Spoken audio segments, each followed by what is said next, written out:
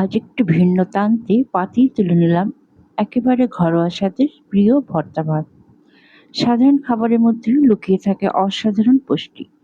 আজকের প্লেটটাই তার প্রমাণ। আলুর ভর্তা আমাদের দেয় শক্তি, কার্বোহাইড্রেট। পটলে থাকে হজমে সহায়ক, কাঁচামরিচে রয়েছে ভিটামিন সি।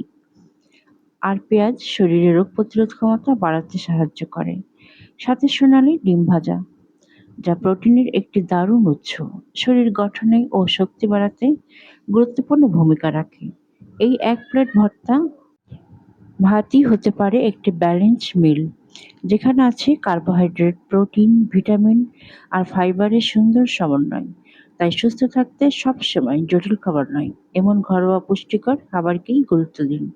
সোহানা ওয়েলনেসের পক্ষ থেকে বলতে চাই, সুস্থতা শুরু হোক আপনার প্রতিদিনের খাবার থেকেই। সহজ, পুষ্টিকর আর ভালোবাসায় ভরা খাবারই আপনাকে রাখবে প্রাণবন্ত ও সুস্থ। Bangladeshi blogger Sohana wellness. Thanks for watching.